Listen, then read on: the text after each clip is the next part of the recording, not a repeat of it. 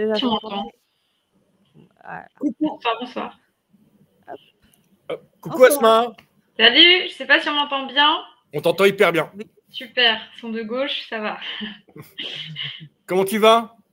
Ça va, je sors tout juste du débat du premier tour avec les autres candidats et candidates de ma circo, donc ça fait très plaisir de vous retrouver ce soir en famille. Alors, comment ça s'est passé? Raconte-nous.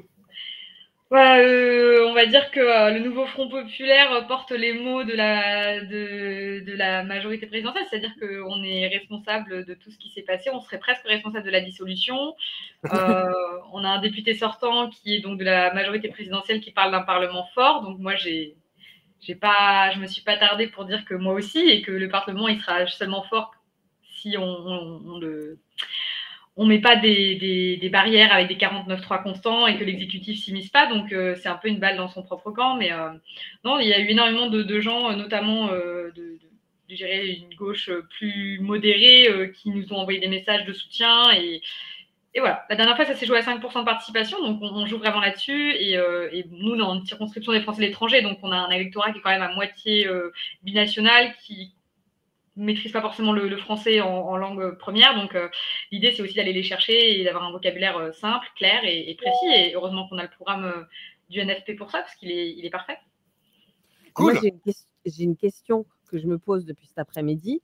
Quand on fait campagne sur une circo à l'échelle d'un territoire, c'est facile d'aller sur les lieux, enfin, rencontrer des gens, etc. Comment on fait quand on est sur les Français de l'étranger? Ça se passe comment? Oui, alors moi, je viens. Ouais, très bonne question. Moi, je suis originaire de Normandie, donc ma circonscription, c'est entre celle de Noé Gauchard et Eva Fourreau. Donc, c'est vrai que je vois ce que Noé fait sur le terrain et le fait qu'il soit tout le temps sur la route, et je l'admire énormément pour ça. Après, je me dis, mais en fait, Asma, toi, sur ta circo, tu as 15 pays. Donc, c'est autant de bled à aller chercher. Et en fait, ce qu'on fait, et c'est super d'ailleurs qu'on ait une campagne comme ça, c'est que depuis 10 jours à peu près, on a 200 nouvelles personnes sur nos groupes locaux qui sont arrivées et qu'on dit ok, on va ratisser la circonscription. Donc tu as 15 pays, on va être partout. Et donc là, clairement, on a des salles pleines et je ne suis même pas présente. Ma suppléante couvre une autre partie. Moi, je suis en Allemagne du Nord. Elle couvre l'Allemagne du Sud. Il faut savoir que moi, je suis dans une ville où on a fait 60% aux dernières élections législatives. Donc, c'est un peu un cocon de gauche où il faut aller convaincre des poutouistes de voter Front populaire. Mais comme il est candidat, ça ne devrait pas poser problème. Mais l'idée, c'est surtout d'avoir des gens partout. Et comme le nouveau Front populaire, ça représente aussi des syndicats qui sont engagés pour la lutte, pour nos droits sociaux et aussi les droits des personnes queer. L'idée, c'est de pouvoir que toutes les personnes arrivent en fait dans notre campagne et fassent des événements si elles veulent. Il n'y a pas de hiérarchie, donc de toute façon, on n'a pas trop le choix pour une circonscription d'étrangers, comme tu disais, Léonie. En fait, on ne peut pas être partout tout le temps, il faut aussi se préserver. Et cette campagne-là, on l'a fait un peu différemment de celle il y a 2 ans, surtout parce qu'on a réussi aussi pendant 2 ans, on n'a pas lâché, nous, on n'est pas électoraliste en s'accrochant à des échéances électorales. On a battu on a vraiment été sur le terrain pendant 2 ans. Pendant la réforme des retraites, il y a 1 an à peu près, beaucoup de gens ont déjà oublié que c'était il y a à peine 1 an, mais nous, on a rassemblé plusieurs milliers d'euros pour la caisse de grève en France. On a écrit aux grévistes de la gare de l'Est, parce que c'est la gare dans laquelle on passe à chaque fois pour retourner ensuite dans notre circonscription en Allemagne, ou en Europe centrale. Et donc, il y a tout ce lien qui s'est fait, notamment avec la CGT Calvados, la CGT de gare de l'Est. Et ce lien-là, il est resté aussi sur notre circonscription, parce qu'on a fait plein d'événements dans les 2 ans qui se sont écoulés. Et c'est la grosse différence avec le candidat sortant, qui fait partie de la majorité présidentielle, que nous, on a été présents sur le terrain à chaque fois, et donc les gens nous reconnaissent, que ce soit moi ou d'autres personnes actives dans nos groupes locaux. Et c'est ce qui fait notre force pour faire effet boule de neige, et que même dans des villes qui étaient plus ou moins acquises à la majorité présidentielle, on a énormément de gens qui se mobilisent. Il faut savoir qu'on a aussi l'Euro de foot en Allemagne, et donc il y a énormément de Français pas trop politisés qui vont à ces matchs-là. Et donc, nous, on a toute une équipe d'hommes et de femmes sandwich avec des grosses affiches de nous, avec ma suppléante dessus. Et on récolte comme ça plein de soutien. Et il y a pas mal de gens. On a même une équipe spéciale tractage foot. Enfin, voilà, j'ai déjà beaucoup parlé, donc je vais m'arrêter là. Mais en tout cas, on a aussi une équipe campagne Internet. Donc, si vous voulez venir nous donner un coup de main, tous les soutiens sont bons à prendre pour gagner. On fera la question de Bourbon à la fin, tu le sais. Est-ce que tu te rappelles du sobriquet que tu avais eu la dernière fois que tu étais passé? Je crois que j'avais le colibri, mais maintenant, quand j'ai lu aussi après le passage à Prune Bourbon l'histoire en entier, Et en fait, le colibri, à la fin, il meurt parce qu'il n'arrive pas à transporter l'eau tout seul. Oui. Et je trouve que c'est une belle métaphore de la nécessité du nouveau Front populaire, parce qu'en fait, le colibri seul, il n'y arrive pas. Mais le colibri avec Sophie Binet, avec Philippe Poutou, avec toutes les forces de gauche progressiste, en fait, on arrivera à éteindre la flamme du RN. Et alors, donc il y a 2 ans, malheureusement, tu avais perdu. Le candidat macroniste qui a gagné, qu'est-ce qu'il a fait en 2 ans, du coup? Tu as suivi ou pas? Alors, je sais qu'il a participé à une mission parlementaire avec une élue du Rassemblement national, sachant qu'on peut refuser des missions parlementaires, on n'est pas obligé de les accepter. Et voilà, il posait en photo sur Twitter avec cette députée-là. Et nous, c'est très très mal passé parce qu'il faut savoir qu'en Allemagne, on a quand même, de par notre histoire et notre électorat qui est donc binational, donc très attaché aux questions de parlementarité, surtout pas l'extrême droite. On a vraiment un cordon quand même sanitaire contre l'extrême droite ici, qui est exactement, l'extrême droite allemande, elle est pareille que l'extrême droite française, c'est juste qu'elle met peut-être un peu moins de costard ou un peu moins de jolies formules dans ses discours, mais c'est exactement la même chose. Et donc, voilà, donc il y a eu ce côté, cette mission parlementaire qui nous a extrêmement choqués. Et ensuite, voilà, il est assez actif dans la commission Affaires étrangères. Après, nous, c'est vrai qu'on a été tellement occupés sur le terrain avec cette réforme des retraites-là, avec beaucoup de questions aussi des personnes en contrat précaire sur Berlin, c'est-à-dire que les Français de l'étranger et Françaises de l'étranger, c'est pas que des exilés fiscaux, il y a aussi beaucoup de personnes intermittentes du spectacle, dans le secteur culturel, notamment à Berlin, qui sont vraiment en grande précarité. On avait donc peu de temps pour vraiment faire du traquage de tous les votes de ce député-là. Après, on a une très bonne équipe aussi qui travaille là-dessus aussi. Mais on a plus sur le terrain essayé de dire, nous, nos propositions, c'est ça. Si vous nous élisez le 7 juillet au soir, le 8 juillet, on commence avec telle mesure, notamment en ce qui concerne l'éducation à l'étranger, c'est-à-dire que les lycées français sont hors de prix, donc finalement, c'est qu'une frange de la société qui peut se les payer. Moi, j'étais boursière, et finalement, quand on parle de génération Erasmus, c'est très bien, mais en fait, ça dépend. Quand on est à Stanislas, oui, on peut faire partie de la génération Erasmus, mais dès qu'on est en lycée, zone d'éducation prioritaire, c'est tout de suite plus compliqué. Et pour moi, la génération Erasmus, il faut qu'elle soit inclusive, sinon elle n'a pas lieu d'être. Et la meilleure chose à faire pour lutter contre l'extrême droite, c'est justement faire l'inverse du repli sur soi, c'est-à-dire aller voir ailleurs et aller voir de l'autre côté de la frontière comment ça se passe, échanger, discuter et s'ouvrir aux autres, en fait. Et là, vous êtes reçu comment ? Vous êtes reçu comment sur le terrain, là ça...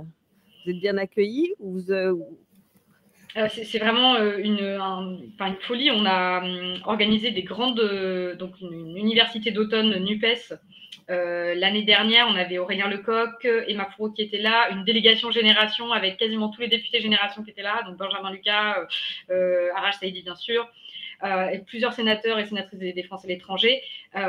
Et on avait rempli la salle et on devait être à peu près 100, 150. Enfin, pour des Français de l'étranger, pour nos proportions, c'est énorme.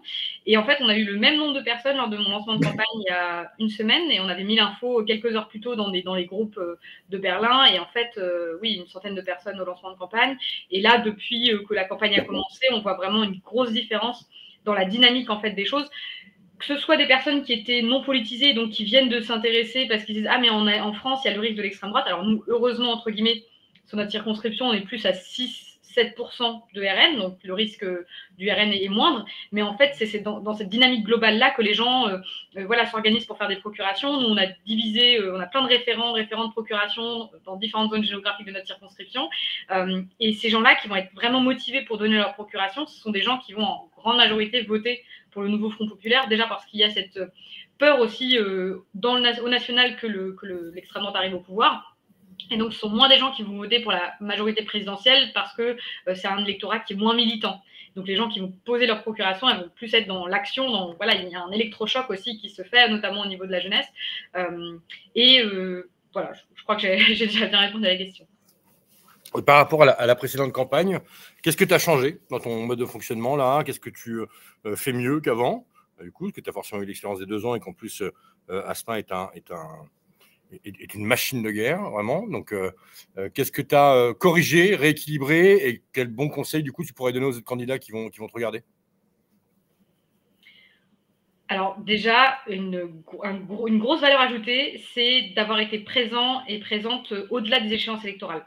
Là, on a pas mal de gens, notamment des candidats non encartés ou même le député sortant, qui est finalement assez absent des luttes spécifiques sur notre circonscription, que ce soit des luttes pour les droits sociaux avec les renégociations de salaires, l'ajustement sur l'inflation des salaires allemands qui sont vraiment catastrophiques. Enfin, on a un gros problème en Allemagne du fait qu'on n'ait pas de mouvement de gauche très fort. Donc, on a heureusement des syndicats qui sont là, mais pareil, des syndicats, un système de syndicats un peu différent qui fait que c'est énormément basé sur le compromis. Donc, c'est un peu compliqué de faire avancer les choses. Et on donne toujours l'Allemagne comme exemple. Et je me dis, mais c'est pas parce qu'en Allemagne, on va à la retraite aussi tard que c'est forcément bien. On a un taux de pauvreté qui double par rapport à la France. Qu'est-ce qu'on a fait de mieux? Alors, comme dit, premier point, c'est l'engagement sur le terrain. Ça paye énormément, notamment au niveau de nos élus locaux, parce qu'on a des élus conseillers des Français de l'étranger. C'est un peu nos élus municipaux à nous. Donc, ils élisent après des sénateurs des Français de l'étranger ou sénatrices. Donc, être sur le terrain. Deuxième chose, parler positif. Les gens en ont marre de voter contre quelque chose. Et heureusement, on a plein de mesures pour voter pour quelque chose. Donc, on vote pour la limitation des élèves par classe à 19, qui est la moyenne européenne. On vote pour que la mobilité verte pour le train, par exemple, ne soit pas réservée qu'à des bobos. On vote, voilà, montrer que ce qu'on propose, c'est du positif, parce qu'on a besoin de positif, non seulement face à tout ce qui est attaque transphobe, par exemple, au Sénat, mais aussi voilà, le ramassis raciste qui est aux portes du pouvoir. Donc, voter pour quelque chose et toujours avoir le lien avec le local. Je parlais tout à l'heure de la caisse de grève qu'on avait montée de à peu près 3 000 € sur notre circonscription pour soutenir les grévistes lors de la réforme des retraites. Mais on a aussi permis de rassembler assez d'argent pour ouvrir plusieurs places d'hébergement d'urgence pour les femmes et les personnes queer victimes de violences sexistes et sexuelles récemment. Donc en fait, on a aussi le lien avec les associations locales. Et ça permet vraiment d'être dans la gauche nous, on dit on est dans la gauche des actes, on est la gauche du concret. On a un programme féministe. Qu'est-ce qu'on fait le 8 mars? Eh bien, on a une cagnotte qui permet d'ouvrir plusieurs places d'hébergement d'urgence pour des femmes victimes de violences sexistes et sexuelles. Et ça, les gens nous en reparlent et nous disent mais merci d'avoir fait cette cagnotte-là, d'avoir permis, par exemple, d'informer sur le sujet des violences transphobes via votre quiz, parce que c'est aussi de l'information populaire dont on a besoin. Donc voilà, lier le local au programme, être présent en dehors des échéances électorales et militer pour quelque chose, parce qu'on a tellement de belles mesures, il faut vraiment être dans le positif jusqu'au bout, parce que c'est comme ça aussi qu'on arrivera à persuader les abstentionnistes. Oui, donc pour toi, parce que bon, tu es peut-être moins touché, mais ce barrage au RN est vraiment en creux, un truc qui a déjà percé, et maintenant il est temps de passer aux arguments, quoi. Ouais. Et du coup, on va voir si ça va être la même réponse. On a le jingle Rousseau qui va être prêt. Parce que quand tu vas être élu le 30 juin, tu vas avoir une décision importante à prendre et à décider. C'est quelle est la première loi que tu vas vouloir passer. Mais d'abord, on a un jingle Rousseau. Quoi la loi que tu veux? Hein? C'est quoi? Alors, tu avais déjà répondu à cette question il y a 2 ans. Maintenant, dès que tu vas être élu, c'est quoi le premier dossier sur lequel tu te bats? Alors, le 30 juin, si je suis élue, c'est que j'ai passé la majorité absolue. Enfin, je suis élue dès le premier tour, pourquoi pas? Mais bon, je pense que c'est un peu ambitieux. En tout cas, le 7 juillet au soir, à savoir qu'en tant que Français de l'étranger, c'est aussi possible de faire le vote électronique, mais je vous conseille de faire des procurations, parce qu'on a eu des gros problèmes de vote électronique avec 2 élections qui ont été invalidées par rapport à ça. Donc, si vous voulez faire des procurations, n'hésitez pas à nous écrire. Je pourrais transmettre nos réseaux des Français de l'étranger à l'équipe. Voilà, parenthèse refermée. La première mesure. Avant de réouvrir la parenthèse, du coup, on va refaire le jingle parce qu'il nous faut 1 minute derrière, Asma. Ok. C'est prête ou pas? On refait. Allez, jingle. Quoi la loi que tu veux? Hein? C'est quoi? Alors, la loi que j'aimerais porter en tant que première loi une fois élue députée, c'est la gratuité pour les appareils auditifs. J'ai des personnes de ma famille qui ont des problèmes d'audition à différents niveaux, et pour moi, ça me paraît vraiment important que, tout comme les lunettes, qui sont en grande partie prises en charge par la sécurité sociale, que ce soit également possible pour les appareils auditifs. et en termes plus global, que enfin la relation franco-allemande ne soit pas pensée que par le centre et la droite et qu'on puisse avoir une relation franco-allemande qui soit populaire, avec notamment des personnes qui font des stages professionnalisants d'un côté et de l'autre de la frontière, en commençant par un ticket à prix bloqué pour les jeunes de moins de 25 ans pour leur permettre d'aller faire un petit coucou de l'autre côté de la frontière. Ok, donc tes premiers combats, c'est mieux entendre et mieux voyager entre la C'est France ça, et l'Allemagne, du coup, exactement. et rebâtir une meilleure relation, justement, pour mieux s'entendre aussi. Du coup. Voilà. Le sujet de la digitalisation aussi, bon, c'est une autre mesure, hein, le fait d'avoir des guichets en personne aux gares. Donc, si on veut avoir tous les aspects de mieux entendre, c'est aussi voilà, avoir un rapport plus personnel en fait au service public que ce qu'on a actuellement. Mais c'est vrai que c'est intéressant ce que tu dis, parce que enfin, il y a quand même beaucoup de gens qui sont en réaction parce qu'ils ont le sentiment de ne pas être entendus. Donc, bon, la ficelle est un peu grosse, mais oui, en fait, il y a quand même des gens qui ont le sentiment de ne pas être entendus. Quand on se fait tirer dessus dans les manifs, quand il y a des millions de personnes dans la rue et que le gouvernement continue à avancer en écrasant tout le monde, bon, il y a un problème de surdité certain, et que surtout, enfin, quand on n'écoute pas quelqu'un, c'est qu'il ne nous intéresse pas ou qu'on le méprise, quoi, en gros. Donc il me semble qu'effectivement, il y a autour de cette élection et autour de cette campagne, déjà, la nécessité que les gens aient à nouveau le sentiment de se sentir entendus. Et ça reboucle à ce que tu disais avant. Moi, je pense que les gens, du coup, qui tombent sur toi et qui, en plus, t'ont vu depuis 2 ans alors qu'il n'y a pas de période d'échéance électorale, bon, bah oui, c'est évident. Ça marque la sincérité, l'intégrité d'un combat et d'un engagement. Et puis, effectivement, ça marque tout de suite une grosse différence avec tes concurrents ou avec d'autres candidats qui, effectivement, sont là. Bon, je ne vais pas parler d'Aurélien Prigent de Lot, mais on ne l'a pas vu pendant 2 ans, quoi. Voilà, il vient faire des pots de temps en temps avec ses copains à sa permanence, puis le reste du temps, il n'est pas là. Alors qu'il y a des commerces qui ferment tous les jours, qu'on a eu des tas de problèmes en 2 ans. Bon, le député n'est pas là. Puis là, à nouveau, il a ressorti sa 4L à la con, qu'il avait quand il avait 18 ans avec ses stickers dessus. Là, il refait le tour des villages. Bon, on ne l'a pas vu une seule fois en 2 ans. Donc, bon, j'espère que ce coup-ci, les gens s'apercevront quand même qu'il y a des députés, et la plupart du temps, c'est pas parce qu'ils sont à l'Assemblée, alors c'est pas le cas d'Aurélien, mais il y en a quand même beaucoup qui sont non seulement pas à l'Assemblée, même pas sur leur circo, quoi. Donc, voilà. Et même peut-être par rapport au parallèle que tu faisais justement entre le fait, les malentendants et le fait de ne pas être entendu par Emmanuel Macron, il y a un autre parallèle que je ferais, parce que je connais assez bien cette thématique-là, c'est de dire qu'en fait, à force de malentendre, on finit par être isolé parce qu'on ose. Bon, là, je parle l'exemple vraiment du fait de malentendre. On n'ose plus demander, on n'ose plus revendiquer de répéter une phrase, par exemple. Et ça s'applique aussi très bien à la politique d'austérité d'Emmanuel Macron. C'est-à-dire qu'à partir d'un moment où on ne se sent plus entendu, on ne sait pas quoi faire pour être entendu. Donc, on a beau avoir été 93% à être contre la réforme injuste des retraites qui va toucher tout d'abord les personnes précaires, donc aussi en situation de handicap, puis les femmes. Et pourtant, on n'est toujours pas entendu. Et c'est pour ça que moi, je considère cette dissolution, parce qu'elle a été aussi surprenante, non seulement pour nous, mais pour les députés de la majorité présidentielle, il ne faut pas l'oublier. Et c'est aussi, je pense, notre valeur ajoutée dans ce combat-là, c'est que la dissolution nous donne aussi une possibilité de enfin changer la donne, de dire, voilà, vous avez joué, vous n'avez pas tendu l'oreille lorsqu'on a essayé par tous les moyens possibles, de la rue, de la motion de censure, sur les médias. On a eu des députés de gauche qui ont rebattu notre programme par rapport à tout le sujet des retraites. On a enfin la possibilité par le vote de dire qu'on n'est pas d'accord en fait avec le fait de ne pas être pris en considération en tant que citoyen et citoyenne. Oui, bien sûr. Et alors, dans ce que tu viens de dire, il y a une réponse pour brésilienne qui le met dans le chat. Pourquoi vous concentrez sur vos propositions sur la lutte queer trans, alors que ça ne représente pas, j'imagine, la fin de la phrase, la majorité, etc. La préoccupation de la majorité des Français. En fait, on s'en fout, brésilienne. On fait pas des propositions pour correspondre à ce que les gens ont envie d'entendre, en fait. On adresse les problèmes et les sujets qu'il faut traiter. Peu importe que les gens aient conscience que ce soit un problème ou pas. Ce dont vient de parler Asma sur les appareils auditifs, bah oui, c'est pas le truc que les gens vont citer en premier. Et pour autant, c'est un vrai problème. Donc, c'est là où on voit la sincérité d'un engagement et d'un combat ou d'un programme. C'est quand il adresse des problématiques qui ne sont pas les plus cool à entendre ou les plus en vogue. On s'en fiche de ce qui préoccupe la majorité des Français. Ce qui est important, c'est qu'est-ce qui les fait souffrir, en fait. Voilà. Et on n'est pas là que pour s'adresser à une majorité. On pourrait savoir des arguments les plus bankable à la télé, quoi. Voilà. Peut-être que je rajouterais aussi, là, Emmanuel Macron citait justement une mesure, voilà, après, y a des propos actuellement extrêmement violents envers les personnes transsexuelles, mais en fait, c'est juste la partie émergée de l'iceberg. C'est-à-dire que là, il va s'attaquer à des minorités en premier qui vont peut-être pas avoir le soutien juridique, le soutien moral aussi, émotionnel de se défendre face à ces attaques-là.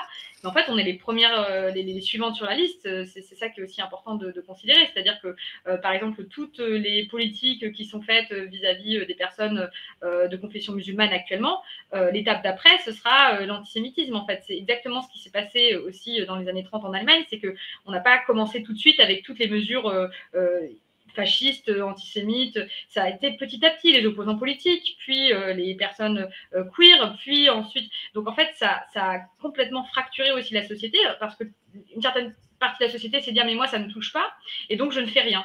Et je pense que c'est ce qui nous caractérise et nous identifie aussi sur le spectre gauche de l'échiquier politique, de dire même si je ne suis pas concernée par la lutte que tu portes au quotidien, je te suis et je t'apporte mon soutien et je combats l'antisémitisme et je combats le racisme au quotidien à tes côtés parce que je suis le prochain sur la liste. Et même si je n'étais pas le prochain sur la liste, je reste un être humain doté d'émotions. Et donc, c'est ce qui me différencie en fait des personnes d'extrême droite devant nous, des responsables d'extrême droite qui déshumanisent en fait les êtres humains. Et je pense que c'est vraiment la beauté aussi de ce nouveau Front populaire de dire on est ensemble et on ne laissera pas la majorité présidentielle fracturer la société. Et donc, Dr Sam Dénon, il n'y a aucun mépris en fait. Parce que déjà, je n'ai pas dit qu'il ne fallait pas s'occuper de ce qui préoccupait les Français, mais qu'on ne devait pas bâtir un programme à partir de ce qui préoccupe la majorité. C'est-à-dire de se dire, tiens, quelles sont les mesures qui ont le plus de chances de remporter l'adhésion. Ce n'est pas du mépris, parce qu'au contraire, il faut s'occuper de ce qui fait souffrir très violemment ceux qu'on n'entend jamais, ceux qui ne sont pas représentés, ceux qui sont complètement isolés, ceux dont on ne parle jamais, parce que justement, ils sont pas 51% de la population. Donc justement, c'est l'inverse du mépris. C'est de d'abord se battre surtout pour les plus faibles, quoi, pour ceux qui sont ou les plus ostracisés, ou les plus en délicatesse, ou les plus précaires. Il n'y a pas de jugement de valeur dans le mot faible. Donc c'est ça, en fait, et c'est ce que s'explique Asma très bien, parce que spontanément, si tu arrives aux 20h et que tu dis que tu vas te battre pour les appareils auditifs, oui, bah, tu as la plupart des gens qui vont dire bon. Sauf qu'en réalité, il y a des gens pour lesquels c'est. Ça me fait rire. Non, ça ne me fait pas rire, mais ça m'interpelle que tu dises ça, Asma, parce que moi, j'ai un combat ici. Donc, je ne sais pas si tu as suivi, depuis 2 ans, je suis restaurateur maintenant. J'ai un restaurant, je suis de chef. Et j'ai une clientèle très âgée, dont Gilbert, qui vient avec sa femme Claude, qu'on appelle Pupus, qui ont 88 et 91 ans, qui sont absolument incroyables. Et Gilbert, je lui fais la guerre pour qu'il vienne avec ses appareils. Parce qu'en fait, ça l'emmerde de les mettre, il y a un problème, il ne veut pas les mettre, il ne veut pas, ça ne marche pas bien, etc. Parce qu'en fait, il est complètement isolé quand il ne les met pas. Il ne participe pas aux conversations, il est dans la table, il est là, il la regarde un peu dans le vide. Et puis, alors que dès qu'il est là, on se raconte des saucisses, on se marre, et voilà. Donc oui, c'est un vrai truc assez important que les gens puissent avoir une correction de leur handicap, ou qu'il soit de naissance, qu'il soit dû à l'âge, qu'il soit. Voilà. C'est hyper important, quoi. Et donc, que ça coûte un bras, c'est pas normal. Parce que, Gilbert, il a été carreleur toute sa vie. Attends. Ludo, c'est Blanche-Neige ici, tu me permets. Oui, je permets à tout le monde de saluer les gens. Que je suis un tyran maintenant. mais oui, en fait, il faut que tous les gens puissent avoir un soin adapté à leurs problèmes ou à leur handicap, et que ça peut pas être un problème de riche d'entendre, de voir ou de manger correctement, quoi. C'est pas possible. C'est pas possible. Donc, il faut que les soins de lunettes, de dents et d'appareils auditifs soient pris en charge le plus possible pour que les gens puissent se soigner. Voilà. Peut-être là-dessus aussi, il y a quand même une énorme différence entre le coût des lunettes et le coût des appareils auditifs. Un appareil auditif, on est pour avoir des appareils qui permettent aussi de vivre au quotidien et qui ne grésillent pas. Donc là, on parle vraiment du très, très concret, mais c'est dans des 4 000, 5 000 euros en fait. Et donc, il y a énormément de personnes qui se disent bon, tant pis, je vais être dépendant des gens de mon entourage pour aller travailler, mais en fait, ça isole complètement. Et c'est ça aussi le projet de société qu'on veut porter, c'est un projet de société où chacun et chacune a sa place et on n'est pas discriminé par l'accès qu'on peut avoir à la vie sociale, mais cette discrimination, elle est liée à plein d'autres. On évoquait tout à l'heure le fait d'avoir des guichets avec des vrais gens dedans, en fait, et pas seulement des guichets électroniques. C'est parce qu'il y a aussi, et ça va être de plus en plus un sujet, la présence des appareils électroniques dans nos vies.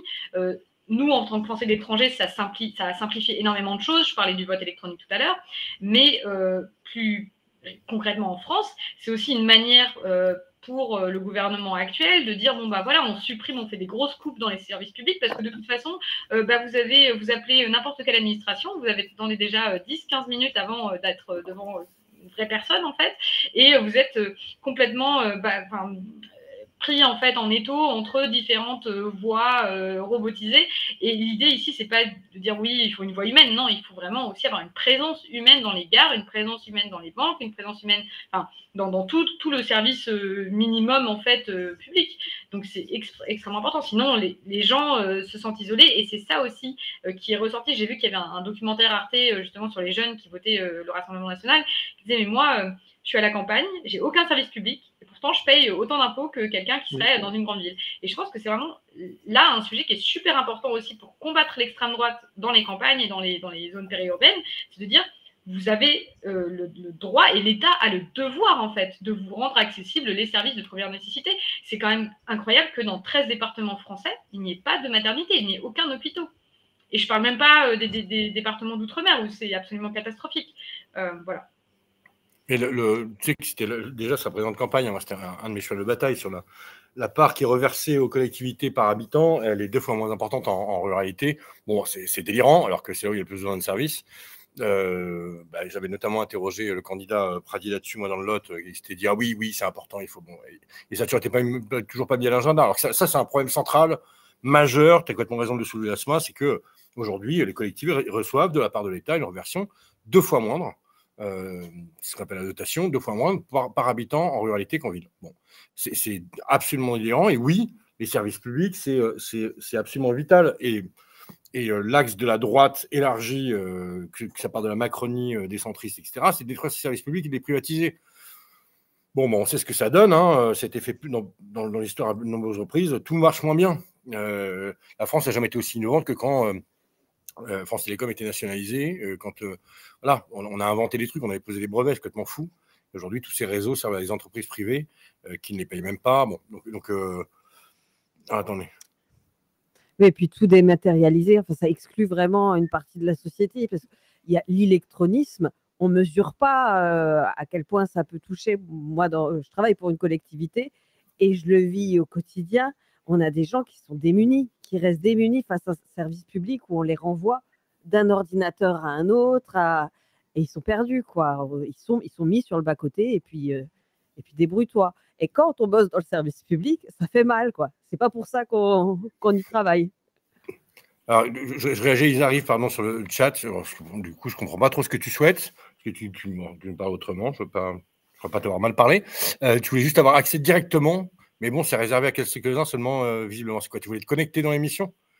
Rejoindre l'équipe d'animation de Prenne Bourbon, avec grand plaisir. On a toujours besoin de gens. Tu as juste à répondre aux différents réseaux sociaux et intégrer l'équipe, et tu pourras apparaître à l'image si tu le souhaites. Sinon, tu peux saluer dans le chat Asma, si tu veux la saluer, voilà, tu peux lui faire coucou. Voilà. Ou sinon, précise ta demande, parce que je t'avoue que je n'ai pas compris ce que tu souhaitais. Asma, donc tu étais déjà venu il y a 2 ans, tu nous avais expliqué comment tu faisais campagne, tu me l'as réexpliqué ce soir. Est-ce que tu te rappelles de ton anecdote honteuse d'il y a 2 ans? Alors, quand tu m'as renvoyé le formulaire, j'avais un blackout, comme on dit. Enfin, je n'avais aucune idée de ce que j'avais répondu. Je pense que c'est avec l'émulsion de la campagne qui arrive et tout. Je t'avoue que je n'ai aucune idée de ce que j'ai répondu il y a 2 ans. Comme quoi... Je suis emmerdé parce que je n'ai pas retrouvé. Ah d'accord, ok. Alors moi, je t'aide pas en plus. Oh là là. Non, mais aucune idée. Vraiment, je ne me souvenais plus du tout. J'essaie de me souvenir, mais... Alors, tu vas nous raconter... Le plat, ça va être les lasagnes. Oui, ça c'est les lasagnes, ça je me rappelle par contre. Et alors, du coup, tu vas nous expliquer la chose la plus honteuse qui te fait arriver en 2 ans. Depuis que tu n'es pas venu, on va lancer le jingle question honteuse. Alors, question honteuse, c'est celle-ci. Non, elle est où? C'est celle-ci.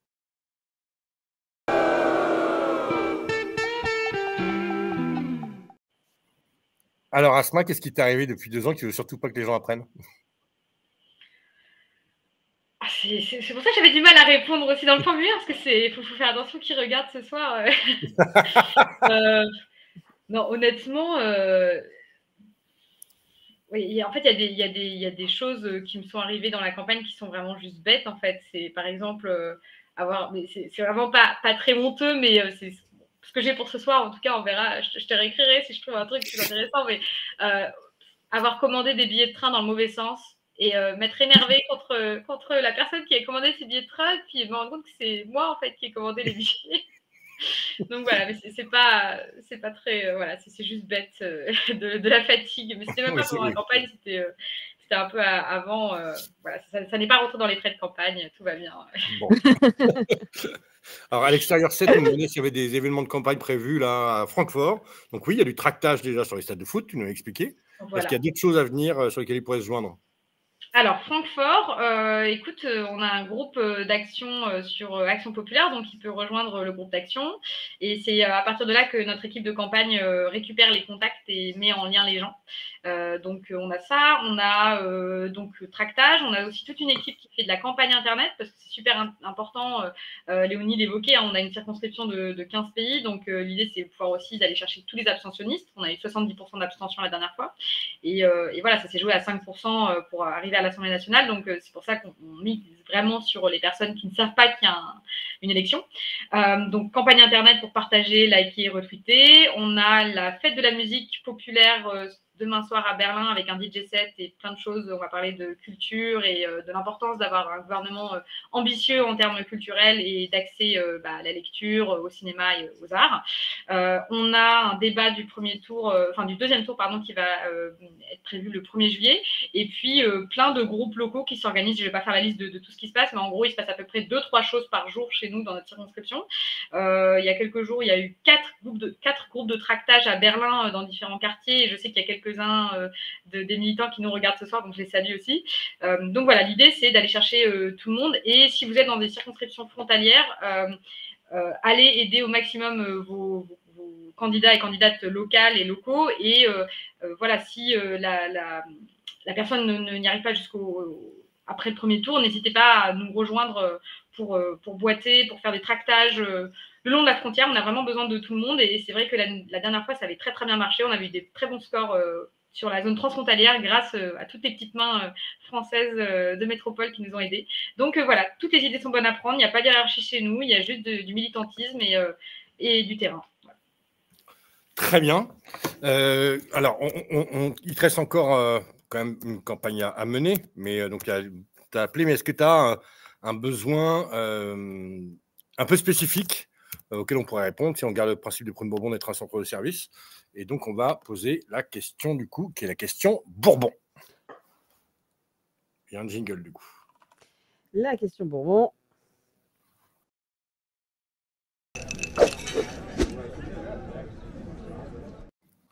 Donc, est-ce qu'il y a un truc qu'on peut faire pour toi là, Asma?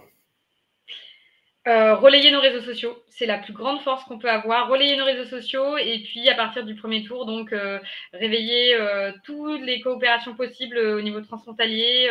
On a déjà un groupe qui s'est lancé là-dessus, mais voilà, allez faire de la communication sur nos publications, mettez des petits commentaires. On reçoit énormément aussi de choses un peu moins positives par mail, donc j'essaye de pas trop lire ces messages négatifs, mais en tout cas, voilà, il y a quand même une tension, un climat de tension qui est assez fort, et l'idée c'est de pouvoir contrebalancer ça et d'envoyer vraiment de l'énergie positive, pas être non plus dans quelque chose de positif pour être positif, mais voilà, ramener nos mesures et être concret sur ce qu'on veut faire et ce qu'on veut amener à l'Assemblée nationale à partir du 8 juillet. Donc voilà, n'hésitez pas à repartager, aimer nos contenus, laisser un petit commentaire.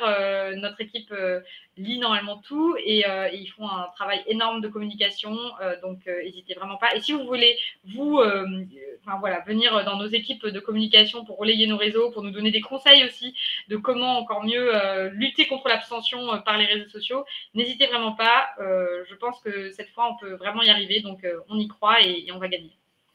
Donc, Asma qui va gagner effectivement, candidate pour les Français de l'étranger. Je rappelle au chat que vous étiez engagé à repartager les portraits des candidats quand on hésite à continuer. Il nous a dit allez-y, on partagera. Donc, c'est le moment. Vous allez sur la chaîne YouTube de Prune Bourbon, vous prenez les contenus vidéo de chaque candidat et vous les repartagez partout parce que vous avez peut-être des gens autour de vous qui sont dans les circos de Asma, vous ne le savez peut-être même pas, et qui vont pouvoir du coup voter pour elle. Donc, faites votre boulot et on le fera tous ensemble. C'est bien le thème de cette campagne du nouveau Front populaire, c'est de le faire ensemble, réunis d'un seul front. Donc, allez-y, faites-le, aidez-les. C'est pas pour Prune Bourbon, on s'en fout de Prune Bourbon. L'important, c'est les candidats. Et même si vous avez des amis en échange, même s'ils sont là que quelques mois, on peut les mettre dans l'équipe tractage. Je rappelle, ma circonscription, c'est l'Europe centrale et les Balkans. Donc, venez nous aider et merci beaucoup par avance. Asma, tu vas pouvoir rester un petit peu avec nous, si tu le souhaites en tout cas, si tu en as le temps. On va recevoir une nouvelle candidate qui nous rejoint, qui est dans l'antichambre et qu'on va voir apparaître à l'image tout de suite. Bonsoir Céline.